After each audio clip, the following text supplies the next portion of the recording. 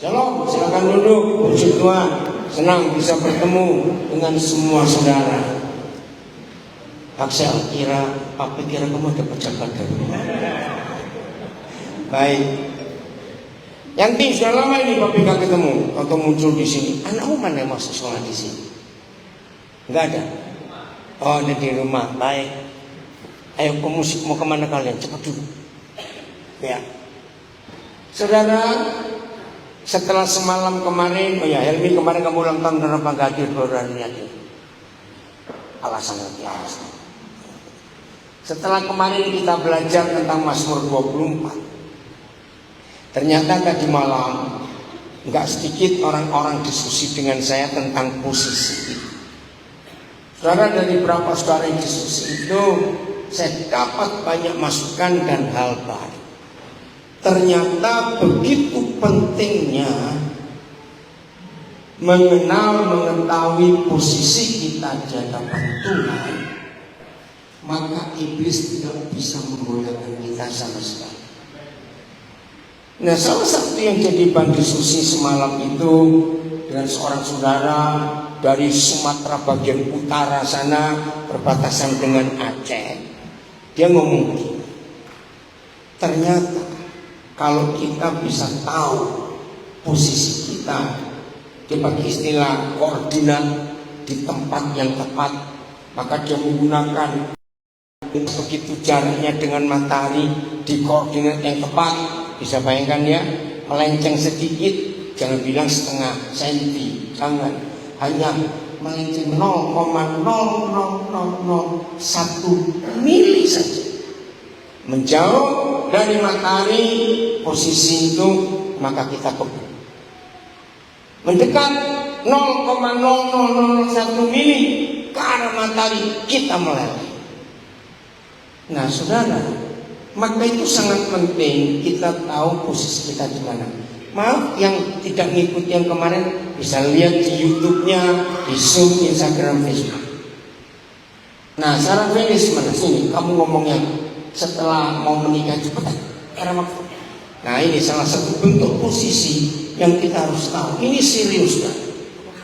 Lu yang kamu WA itu ya cepet. Ayo, Saya tanya sekarang. ya sudah jangan banyak komen. Ya, saya mendapat Mazmur 24 ini beberapa bulan sebelum menikah. Mungkin Pak Ernest tahu di Tunjungan itu saya buat stikernya Mazmur 24. Nah, tapi tadi malam saya mendapatkan hal yang mengejutkan, yaitu tentang posisi ini. Nah, lalu tadi malam saya diskusi dengan seseorang sampai ketiduran. Jadi handphone saya taruh di sini, saya sampai tidur, dia tanya, ini bagaimana Pak? Saya jawab. Tadi dia WA saya tunjukin Pak Ivan. Pak ini Pak orangnya diskusi sama saya sampai tidur. Sudah jam 2 malam. Gara-gara Pak khotbah itu. Maksudnya begini, dan ini dialami oleh salah seorang suami. Khotbahnya Pak tadi malam itu menolong salah seorang suami yang dia kehilangan posisi, yang dia sedang ketakutan dengan besok bagaimana, dengan ini belum dibayar, dengan itu belum dibayar.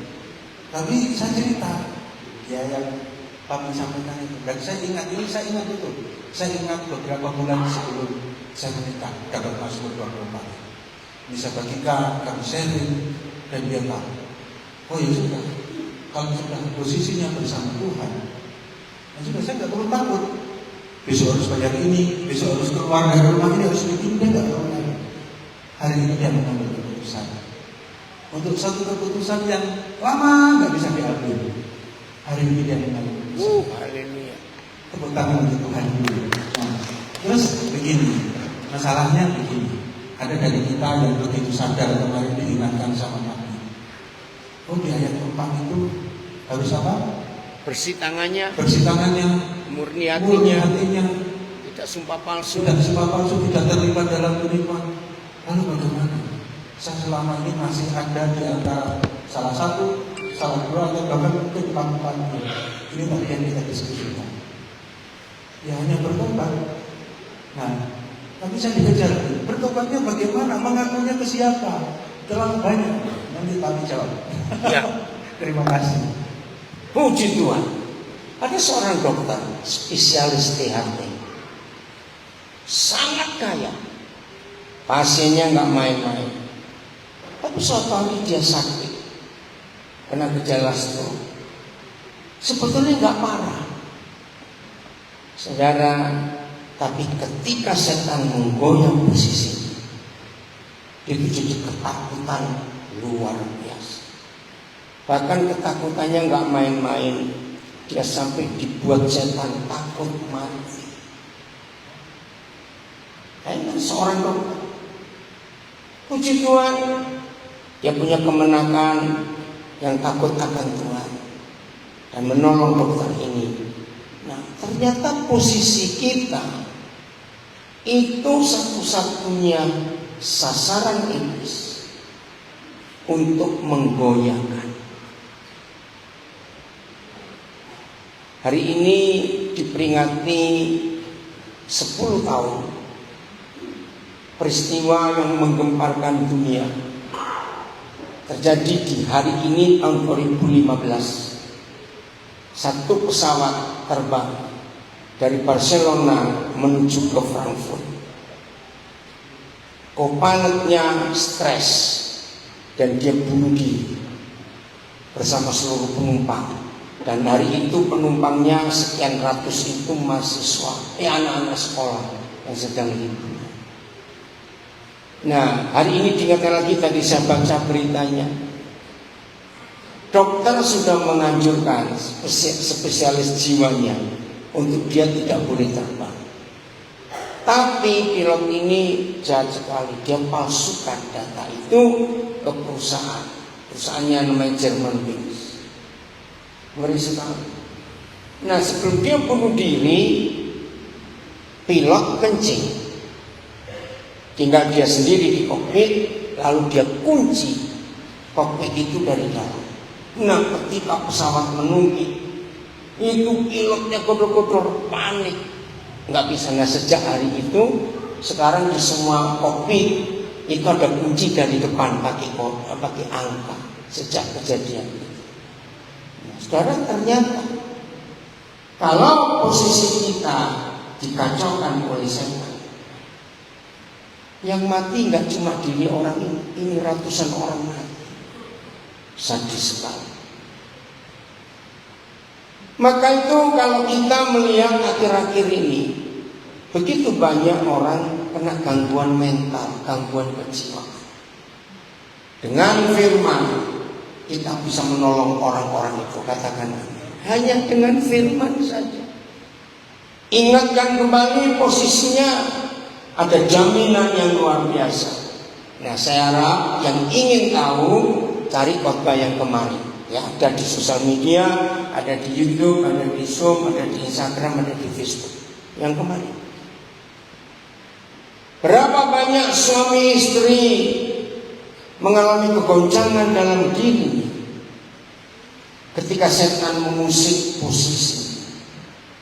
Wah, kamu pasti begini. Oh, jangan-jangan kamu begitu. Wah, nanti istrimu begini, nanti suamimu begini. Terus semua. Nah, tadi dalam perjalanan menuju ke sekolah, saya dapat WA dari Bandung. Seorang suami yang 4 tahun yang lalu ditinggal istrinya meninggal, dititipi 2 anak laki-laki.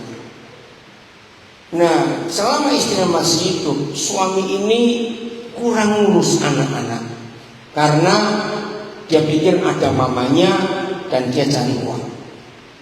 Nah, hampir tiap hari dia kontak saya, tapi hari ini dia fatal. Anak pertamanya yang sudah lama merantau, anak keduanya kena gangguan mental. Aduh, pokoknya kasihan sekali. Nah, tiba-tiba dalam WA tadi, lalu saya jawab, Pak, dia sebut nama anak ini. Dia baru kontak saya, nanti Oktober mau menikah.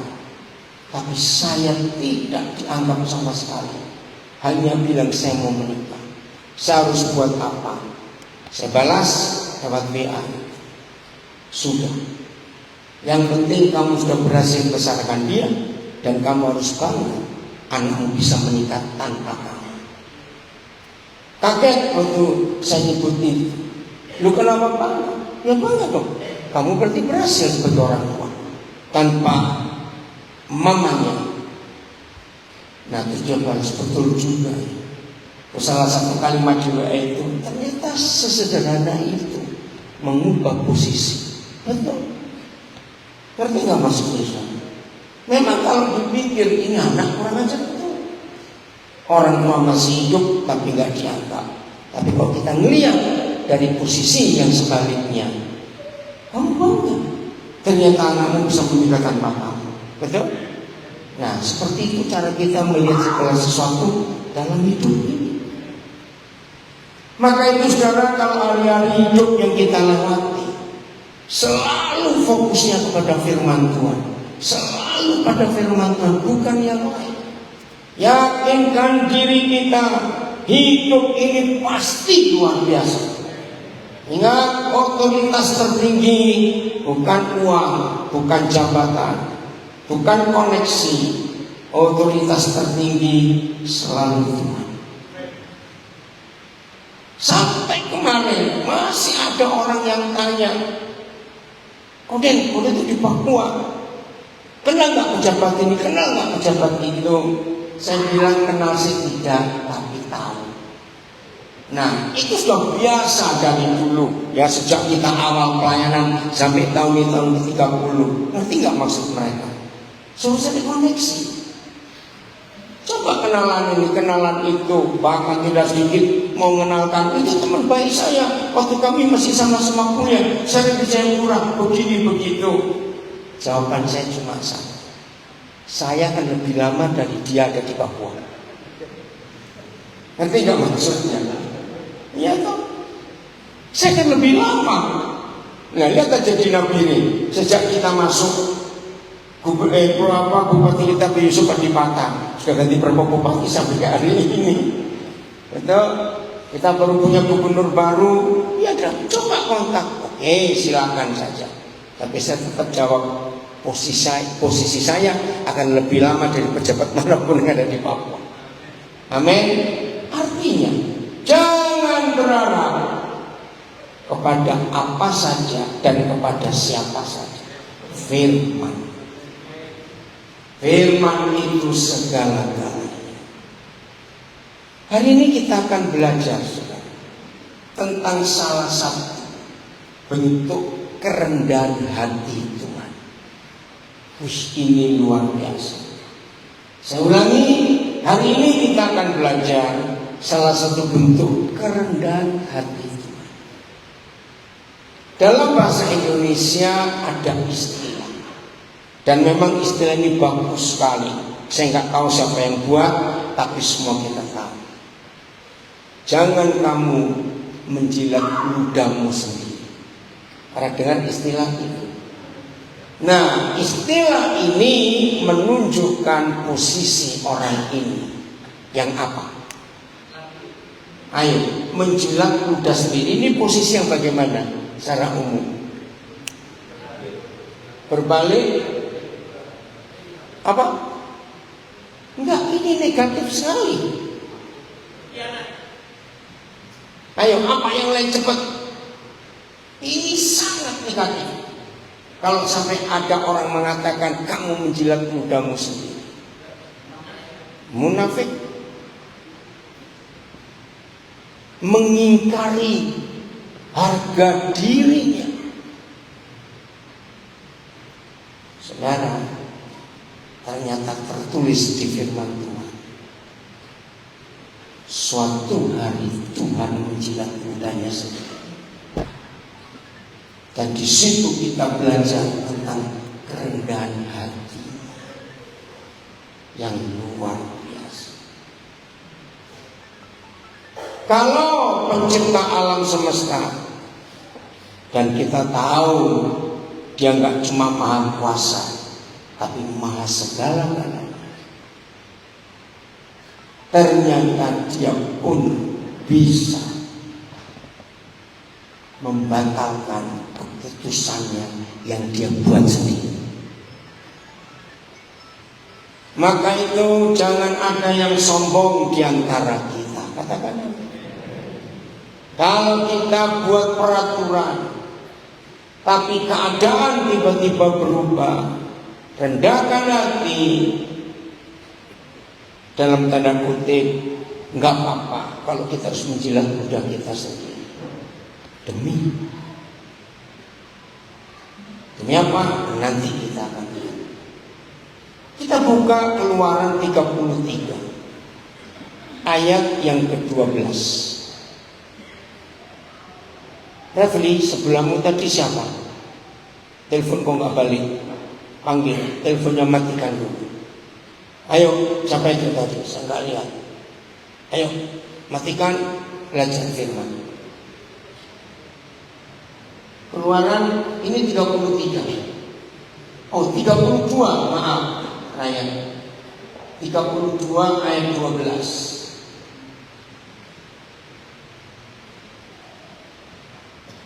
Mengapakah orang Mesir akan berkata, sekarang hari itu Tuhan sedang murka, dan murkanya nggak main-main. Nanti kita akan lihat. Tapi ini salah satu cara Musa menasehati Tuhan, menimpakan malapetaka kepada mereka dan membunuh mereka di gunung dan membinasakannya dari muka bumi. Saudara, hari itu Yahweh Tuhan murka, dan murkanya nggak main-main. Kita pernah belajar. Lalu Musa tampil menasihati Tuhan. Lihat ayat yang ke-10. Ini murka. Oleh sebab itu Musa, biarkanlah aku supaya murkaku bangkit terhadap mereka, dan aku akan membinasakan mereka. Sampai di sini. Saudara, kalau istilah pengadilan, ini sudah vonis atau belum? Sudah. Istilah pengadilan ini sudah ketok palu. Apa ini Brian? Kenapa? Ya, sudah ketok palu. Nah, saudara, inilah tulisan tertua. Ya, karena ilmu pengetahuan selalu berbasis literatur. Aku nama. Oh ya, jangan lupa tulisan kemarin ya. Jadi buat belum? Ya, oke ya. Kemarin waktu saya berbagi di ucapan syukur 6 tahunnya STIMIK, nah saya minta itu ditulis literatur.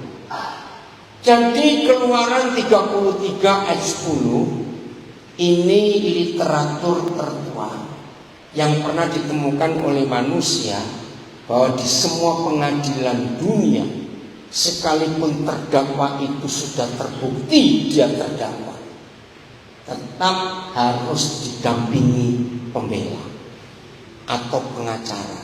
Nah, ini ayatnya.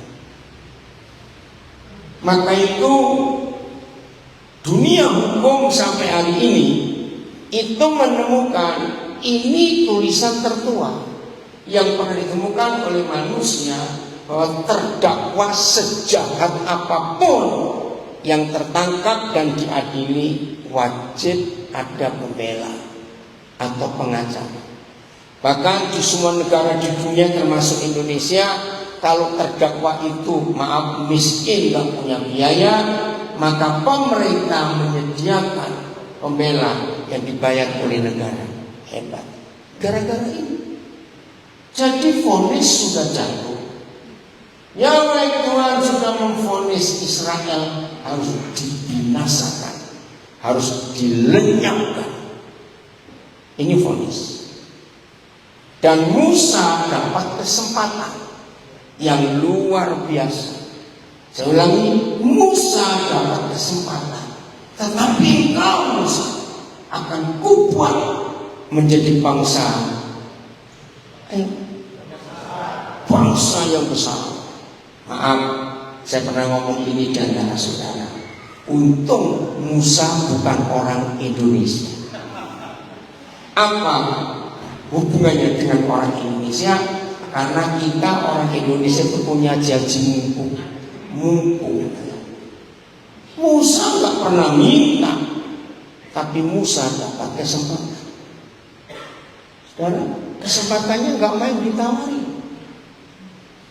Bayangkan kalau Musa menggunakan hukum gereja yang selalu berkata dengan klise, kalau ada apa-apa, jadilah kehendak. Jadilah kehendak. Karena bayangkan, kalau Musa ngomong seperti itu, Israel punah. Lalu muncul bangsa baru Musael. Karena dari Musa. Tapi Musa tidak menggunakan hal itu karena Musa tahu posisinya ada di mana. Apa posisi Musa? Perhatikan kalimat pertama. Oleh sebab itu, Rai coba lihat berapa terjemahan kalimat pertama. Oleh sebab itu, biarkanlah aku sekarang Musa, biarlah aku melepaskan murkaku terhadap mereka dan menghanguskan mereka. Kemudian aku akan membuat kamu menjadi satu bangsa besar. Terjemahan apa lagi? Coba lihat. Kita akan bongkar kalimat ini ada unsur apa di hati Tuhan, dan Tuhan mendudukkan Musa posisi yang apa. Biarkan aku Musa mencurahkan murkaku ke atas mereka dan memusnahkan mereka semua. Ingat, ini vonis, kesempatannya. Dan aku Musa akan menjadikan engkau Musa sebuah bangsa yang besar. Wih, keren. Ayo, sebagai gantinya ini tawaran. Coba kalau Musa hatinya rakus, mumpung, pasti ngomong jadilah kehendak. Ada lagi terjemahan lain, satu lagi. Kalimat pertama kita akan bongkar. Ada? Sekarang biarlah aku Musa membinasakan mereka dalam kemarahan. Oke, ada unsur apa? Papa Yahweh terhadap Musa ini ada unsur apa? Minta izin. Lu saudara harusnya, kaget dong. Masa Yahweh Tuhan penguasa alam semesta minta izin kepada Musa? Masuk akal nggak? Jawab masuk akal tidak? Tidak, sama sekali tidak. Begini cara kita berpikir. Seandainya Yahweh Tuhan tidak minta izin kepada Musa, langsung vonis dilaksanakan, Israel musnah. Apakah Tuhan tetap Tuhan? Tetap, enggak berkurang wibawanya. Renungkan.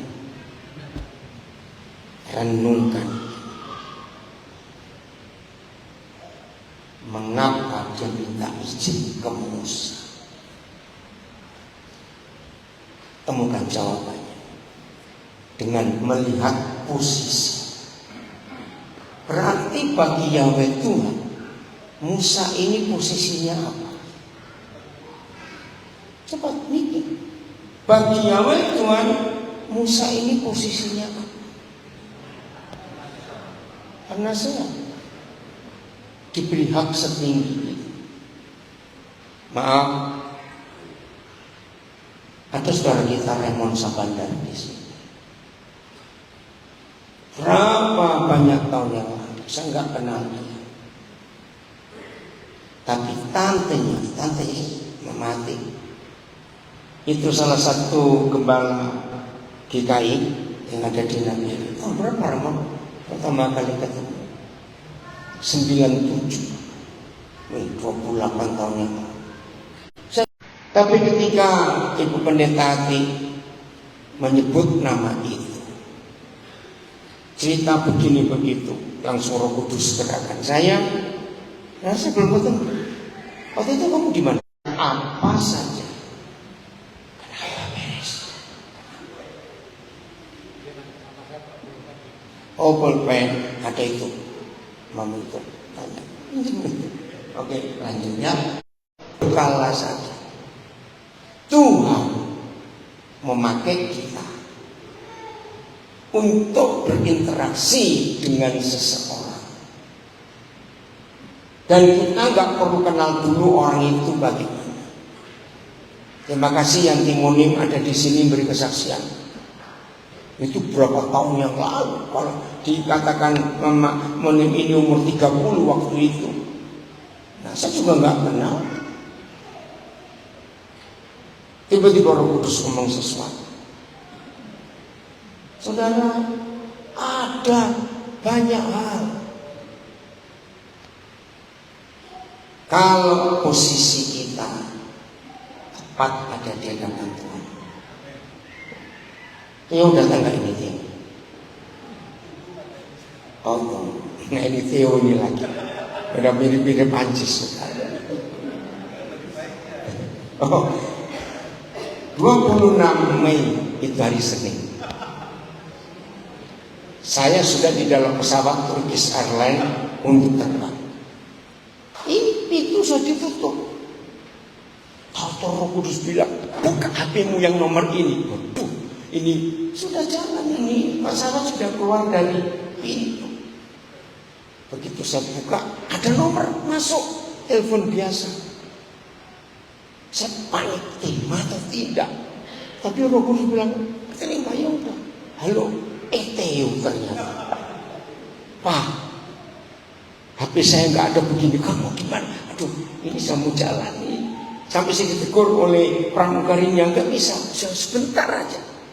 Ya, dia lagi masalah berat anak ini sudah. Wah, ya udah, saya langsung bilang, ini nomornya Kak Fenis, kamu kontak dia. Saya nggak tahu mau bagaimana ini jadinya. Hal kecil saya nggak tahu kalau saya nggak taat hari itu. Jadi apa anak ini nggak ngerti. Setelah 10 jam terbang, kami landing di Istanbul. Saya langsung kontak Fenis. Karena coba bayangkan, seperti itu. Maaf kalau saya cerita hal-hal seperti ini. Ingat, maka itu orang pelit dan orang egois. Dan 4 kali kena Nabi. Bayangkan. Bisa tahu ya cerita-cerita ini. Maka itu jangan ada yang sombong di antara kita. Amin. Oke, lanjut. Jadi Tuhan minta izin ke Musa. Ini kan gak masuk akal. Oke, kita sekarang gak usah ngomong tentang Tuhannya. Ayo kita ngomong tentang Musa. Ada gak bedanya Musa dengan kita? Secara umum ada tidak? Tidak secara umum, sama-sama bisa kentut doa. Nggak ada. Betul, walaupun dia orang sana, kita orang sini, tapi secara kamu kenapa Fenis? Kenapa? Lu ya kan sama. Lu mana ada orang yang bisa kentut? Nah, yuk. Nah, si lari harus kemana? Kalau Fenis lari kemana? Makan berdua, enggak boleh Musa, orang Yahudi kok, boleh ke kamu. Nah itu salah kan? Itu perbedaannya. Ya. Jadi kita melihat tentang Musanya, jangan lihat tentang itu. Kalau Yahweh Tuhan pencipta alam semesta bisa memberi penghargaan Musa setinggi itu, ya kenapa kamu tertawa? Ayo kita jawab. Kalau Yahweh Tuhan pencipta alam semesta bisa memberi Musa kedudukan setinggi itu, menjadi penasehat, pertanyaannya, Tuhan bisa buat yang sama nggak untuk kita? Walaupun kita ini mantan bengkok-bengkok, mungkin masih bengkok juga sampai sekarang. Betul? Nah ini loh saudara.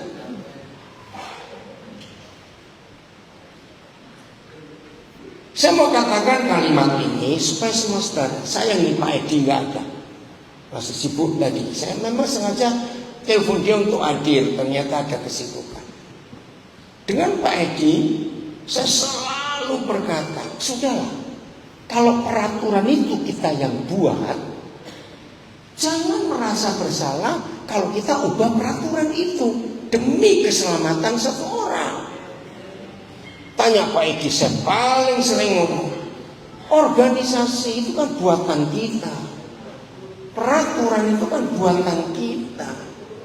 Belajarlah untuk bisa menjilat ludah kita sendiri. Jangan korbankan orang lain. Ini yang kita harus belajar, saudara. Jangan sombong. Terpujilah Tuhan kalau Dia bisa menghargai kita setinggi ini.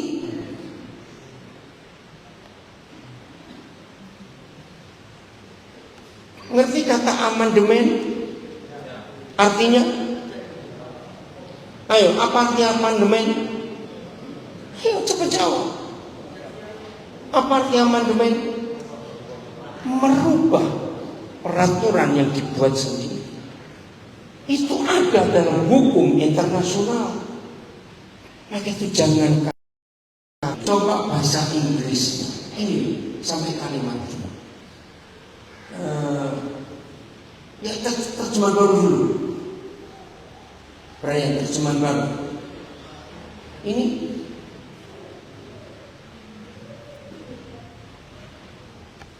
ayo berbaliklah dari umur kamu. Naik lagi, Brian. Berbaliklah dari umur kamu yang bernyala-nyala itu, dan menyesallah karena malapetaka yang hendak kau buat itu. Saudara, keluarkan dua kata, berbalik dan menyesal. Ngerti ini? Coba lihat bahasa Inggris.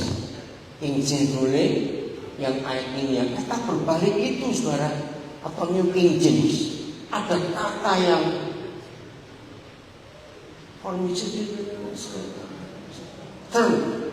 turn from thy first wrath. Coba ini terjemahan apa? Oh, American First, bukan. Satu lagi coba, yang New King James. Ada enggak?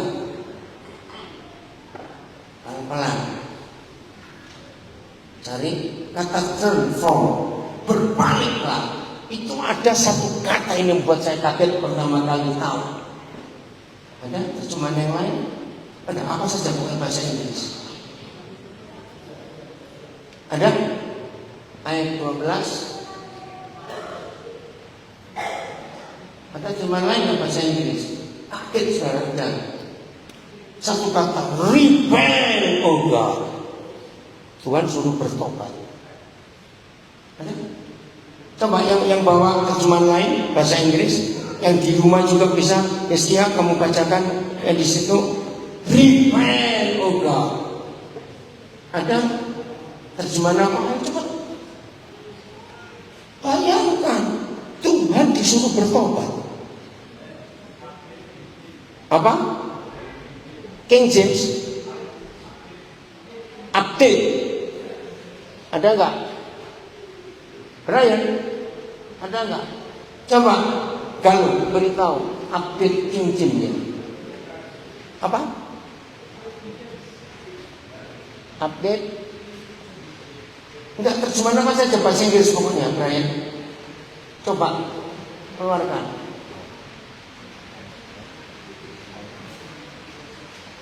Ada? Kalau coba kamu ke Brian sana supaya dicari. Dan cepat, ayo. Ada yang dekat-dekat Brian di situ? Yang di rumah? Mana? Ada.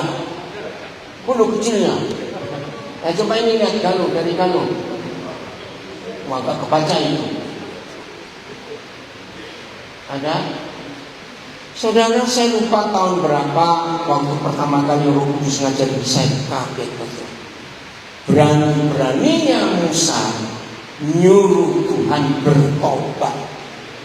Bayangkan. Ayo, kira-kira sedekat-dekatnya saudara dengan Bupati Nabire, sedekat-dekatnya saudara dengan Gubernur Papua Tengah, berani nyuruh bertobat. Bayangkan. Ada? Oh, susah. Yang kesini Galuh, punya wajah dibaca. Ayo.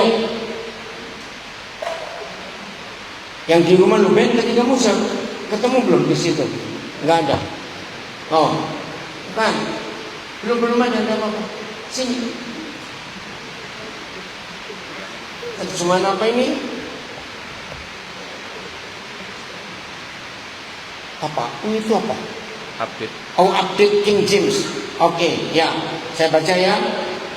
Wherefore should the Egyptians speak and say, for mischief did he bring them out, to slay them in the mountains, and to consume them from the face of the earth. What was it? Oh yeah. Turn from your fierce wrath, and repent of this evil against your people. Makasih. Sekarang oke, gak apa-apa kalau gitu. Atau sudah? Ketemu? Mana? Oh, ini bukan repent, tapi turn from your face. Oke, and relent. Oke, gak apa-apa sudah. Ya. Jadi salah satu terjemahan dalam bahasa Inggris, Musa itu menyuruh Tuhan bertobat. Ada 3 hal yang kita menemukan. Coba kembali ke terjemahan baru, Ryan. Setelah suruh bertobat, lalu Musa nyuruh Tuhan, menyesallah Tuhan atas keputusanmu. Berarti hubungan Musa, posisi Musa dengan Yahweh Tuhan sedekat apa? Sangat dekat, saudara, sangat dekat. Bahasa Indonesia, Ryan. Setelah suruh bertobat, sekarang suruh menyesal untuk merubah keputusannya. Terus bahasa Indonesia, Bray. Berpalinglah dari murkamu yang bernyala-nyala itu, dan apa? Ayo baca, dan menyesallah karena malapetaka yang kau datangkan kepada umatmu. Ayat 13, ini yang ketiga. Ingatlah kepada Abraham, Ishak dan Israel. Tahu arti kata ingatlah? Musa nasihati Tuhan, jangan pikun ya Tuhan. Ingat janjian Tuhan kepada nenek moyang kamu. Ayat 14, ini Tuhan itu menjilat ludahnya sendiri dan menyesalah Yahweh karena malapetaka dirancangkan atas mereka. Dalam bahasa Inggrisnya, and God changed his mind. Terjemahan yang lain? Oh ya, oke. Ini bahasa Inggris bagus. Ini kata repent muncul. Ya, and the Lord ngapain? Repented.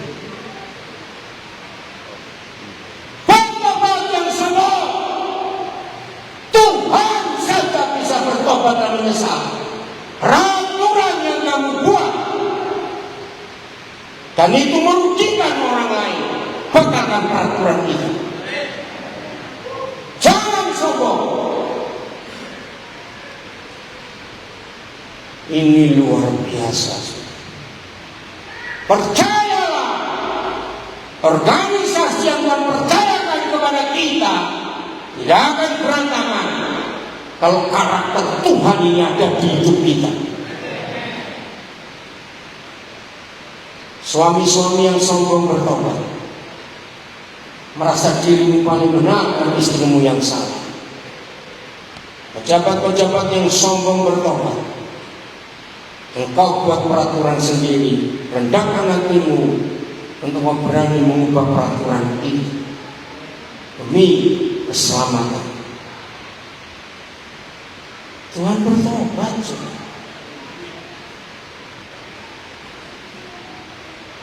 Terjemahan yang lain lagi, coba cari. Maka Tuhan, ayo baca, membatalkan niatnya. Boleh kita ganti, maka Yahweh Tuhan membatalkan keputusan. Amin, kan cepat. Supaya umatnya tidak dibinasakan. Di sini kita melihat saudara, kerendahan hati Tuhan yang luar biasa. Ayo, jangan sombong siapapun kita. Tunduk pada otoritas yang tertinggi, yaitu firman Tuhan. Sampaikan ini pada Pak Edi, saya harap Pak Edi juga mengerti. Karena di antara semua kita, saya paling sering bicara baik tentang prinsip. Jangan kita kaku demi keselamatan banyak orang. Saudara, inilah salah satu bentuk kerendahan hati Bapa kita. Katakan amin. Dan ini sungguh luar biasa.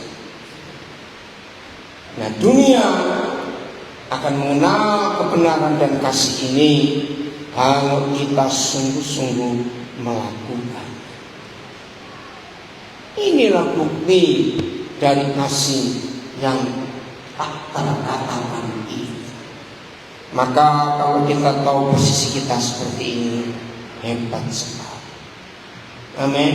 Dan Tuhan mau semua kita merendahkan hati kita untuk mengikuti semua yang Dia buat atas hidup kita. Saudara bisa bayangkan kalau kita mengikuti apa yang Tuhan kerjakan ini, wah, hidup ini luar biasa. Amin. Orang-orang di sekitar kita akan merasakan betapa dahsyatnya kebaikan Tuhan itu atas hidup kita. Kita lihat ayat yang berikut, Roma 8 ayat yang ke-17. Nah, Tuhan menggunakan ayat ini untuk hidupnya. Saya bilang Roma 8, coba Roma 7, Roma 7 ayat 17. Atau yang sedapat-dapatnya kalau itu bergantung pada kamu, 18. Coba. Bukan. Ayat berapa itu? Roma 7 ayat berapa? Sedapat-dapatnya kalau itu bergantung pada diri kita.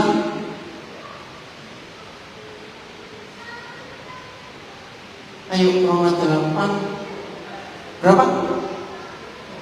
12. Oh, Roma 12 ayat 18. Maaf, saya salah. Roma 12 ayat 8. Roma 12 Jun ayat 8. Oh ya, maaf saya salah.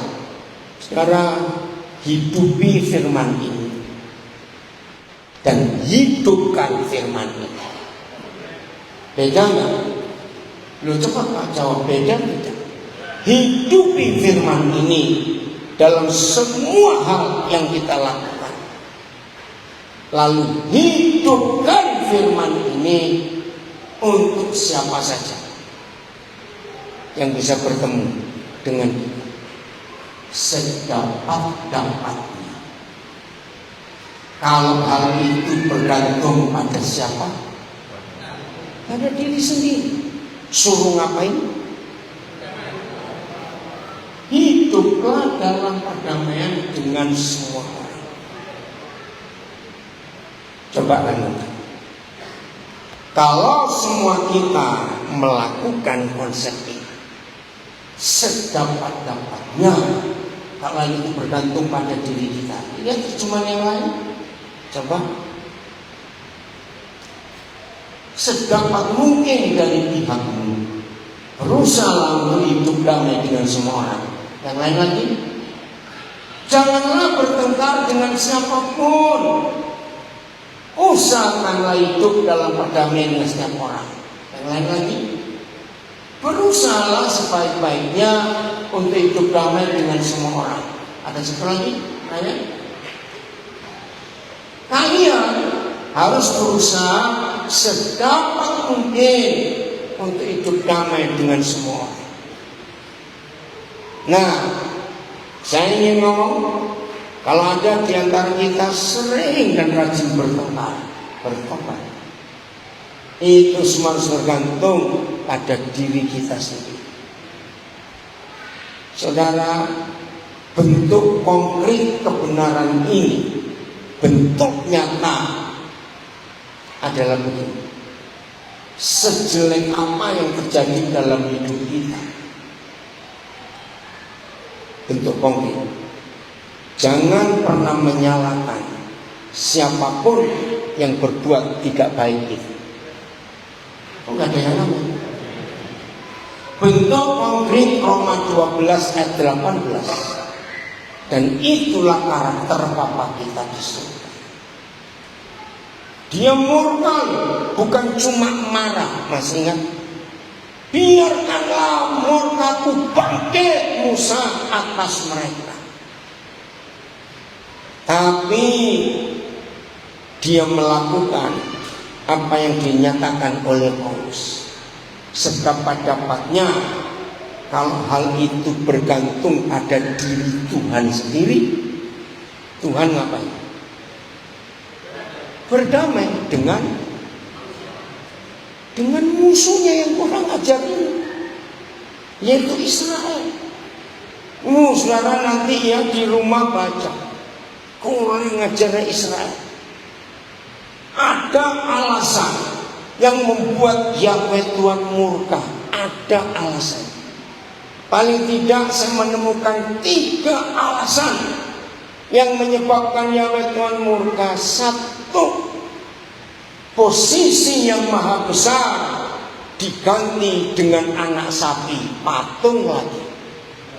Bayangkan. Ya, Tuhan juga tersinggung. Ini logika saya. Seandainya Israel buat patung sapi tua, mungkin masih diterima oleh Tuhan. Tidak, ini cuma logika saja. Ya tentu tidak juga. Kamu bandingkan aku dengan pedet, ndasmu kono.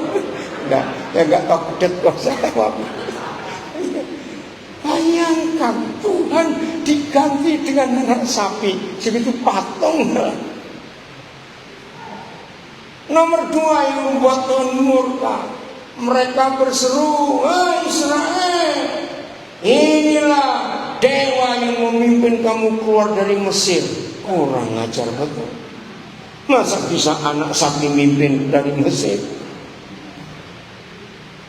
Nomor 3, mereka mengadakan penyembahan ritual yang menjijikkan di mata Tuhan dengan menari-menari di atas patung anak sapi.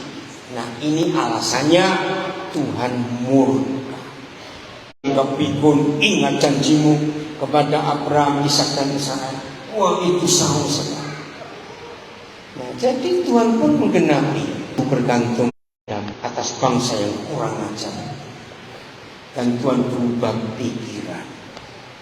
Tuhan menjilat ludahnya sendiri. Maaf. Padahal buat Tuhan mudah buat bangsa baru. Betul tidak? Sangat mudah. Tapi dia tidak, karena janjinya yang diucapkan. Jadi mulai hari ini, ayo kita belajar untuk rendah hati. Bukan rendah diri ya, rendah hati. Inilah yang Tuhan ingin terjadi atas hidup kita. Kita bersyukur bulan depan tanggal 17 kita akan mensyukuri 30 tahun kepercayaan Tuhan atas kita. Nggak main-main 30 tahun. Dan sudah banyak hal yang terjadi dalam hidup kita. Bersyukur untuk kebaikan Tuhan itu. Amin. Mau berubah? Ya sombong kali kalau kamu berubah. Itu saja.